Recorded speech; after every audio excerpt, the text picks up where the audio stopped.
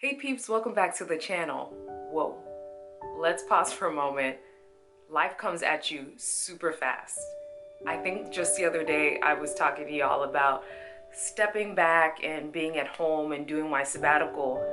Little did I know that the sabbatical was really actually prepping me so that I could be ready when we were in a time where we all just kind of sat still and we're at home. So with all that's going on with the coronavirus, aka the Rona, everybody has been super nervous about not only all the health concerns, worrying about being contagious or catching something on these streets, but also what to do when you're at home by yourself. So a lot of my friends have been like, oh my gosh, I don't know what I would do if I was just sitting at home for hours on end.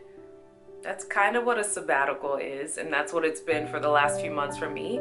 So in this video, I'm going to share with you 5 things that my sabbatical taught me about working from home.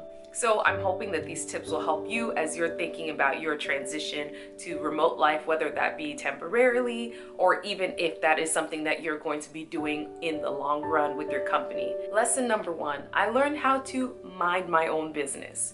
It's really easy to be watching what everybody else is doing and being like, oh, I wish I was there doing that. Oh man, this thing happened and I wasn't there.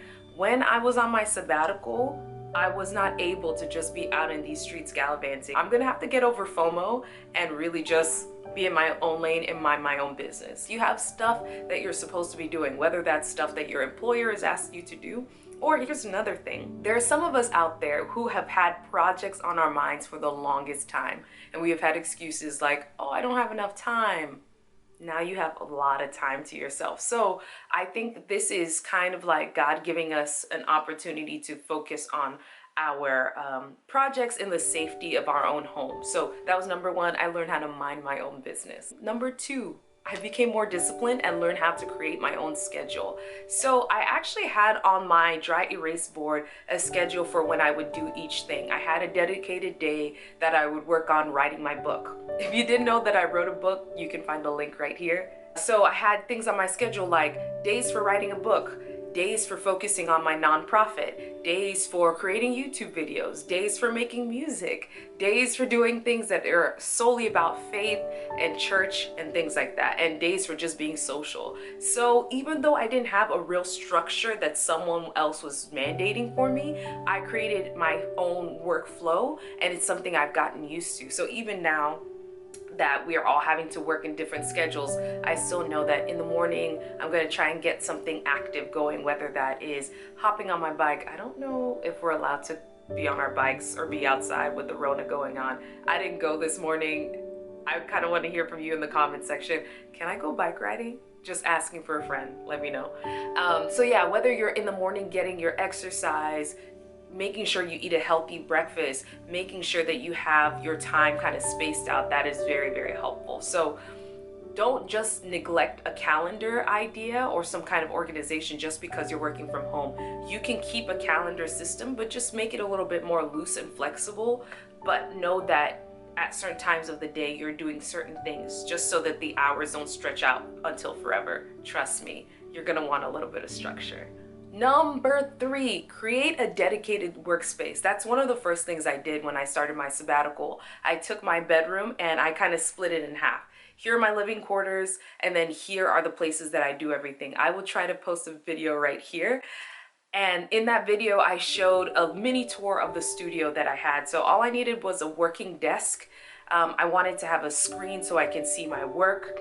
And I also have this wall here for my YouTube videos. This is just one corner. It doesn't take a whole lot to make something a dedicated workspace. I would really caution you not to try to do work from your bed. That's something I tried to do when I first started my sabbatical. Like, yeah, I can write this blog post in my bed under the covers. Like, no, you can't, girl. You probably can, but is it the best work you can do? Probably not. So I found that I like standing. So my dad helped me make a standing desk configuration. And I also have a sitting one as well. So I know that I want to be able to move and do different types of things in my workspace. So my workspace reflects those different types of activities that I will be doing throughout my workday. Number 4, I took control of my health. So this was one of the first things that I noticed. When I went on sabbatical, I have a natural internal clock that wakes me up around like 5:30, 6 o'clock in the morning. But I didn't really have anywhere to go.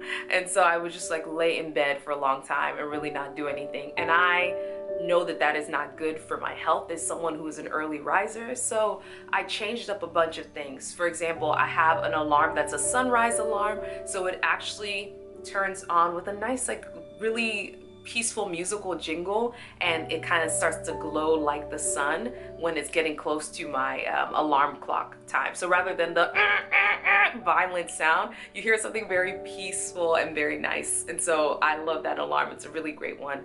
And then from there, I made some investments a while back, maybe a few months ago.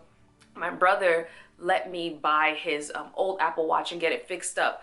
I used to think an Apple Watch was like not a big deal and it was very extravagant and unnecessary. Here are the reasons why I've changed my mind. Number one, this watch is kind of like a really helpful bugaboo when it comes to getting your body moving. So I'll wake up and I'll put on my watch and it'll say like, hey girl, you know these activity rings, I really want you to close them today. You can do it, I believe in you. And so it's already like buzzing and giving you messages. I make the notifications on my watch very minimal so it's not bothering me throughout the day. But I am competitive with myself, not really with other people. So whenever my watch is like, hey, if you start moving right now, you can close your 30-minute exercise ring. And I'm like, oh, I can. And once you start doing your exercise, it will actually close the rings for you. So I would take cycling classes in the past, or I would go out for a bike ride, or I could do yoga. Now that we're confined to being inside our house, you can do some home exercise activities. All kinds of different free apps are out there, but I like the watch because it tracks my progress. These are days in a row where you were consistently doing exercise, and seeing that pattern is really helpful. Another thing, I'm looking at the watch right now to remind myself, it also tracks your movement. That's another thing. Sometimes when you get in the work mode, you just sit at your computer and you do absolutely nothing. There would be days where I'd be editing video or creating a grant application for my nonprofit, and I would just be sitting and writing and writing and writing, or days when I was writing the book that I just sat and all I did was look at a computer.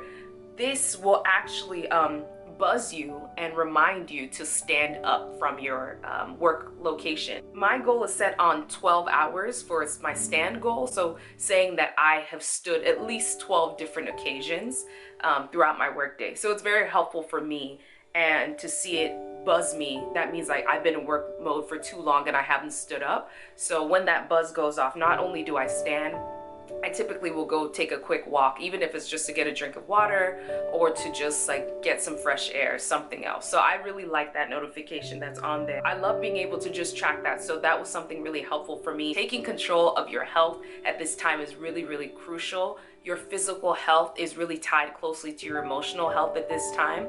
I know sometimes when you're by yourself and you're at home, you are just with your thoughts and you just start to get really freaked out. But when you do exercise releases endorphins, and that can help your blood flow, and that can help you start feeling much better. So if you are being really lethargic and just sitting down watching Netflix, that's fine, but take a break from Netflix, walk around, get some fresh air, get your body moving. So take your health under control. And number 5, I got really good at long distance and virtual communication. When I was on my sabbatical, everybody else was at work. And so I couldn't really just talk to people. I can't just go to their house and go see them. I was someone who had to then reach out with virtual communication. So I got really good at GroupMe and WhatsApp and FaceTiming people, all kinds of things like that. So there are many ways to reach out and touch people if they're not right in front of you. So this is a time, this sabbatical time really taught me how to be by myself while still being with other people. And I don't really see this time as us being like stuck in by ourselves and not doing anything fun. We just have to get really creative about the ways that we reach out to people. For example, I was playing Taboo with my parents the other day, and they're like, ooh, we should do a Taboo competition online using Duo or some kind of video conferencing tool. I was like, yeah, I'm game, let's do it. So I think we shouldn't neglect connecting with people. We shouldn't neglect our health. We shouldn't neglect our productivity just because we're having to move to a different type of work environment. So take it from me, someone who had a sabbatical almost year actually, and survived and lived to tell a tale. We can do this. It's just a little bit of an adjustment, and it's not going to be forever. We will get back to seeing our friends and our loved ones again, but just for a little bit of time, we need to sacrifice and do the social distancing like people are recommending so that we as a society can heal and get better. So I'm very positive that we can get through this. We just all need to do our part.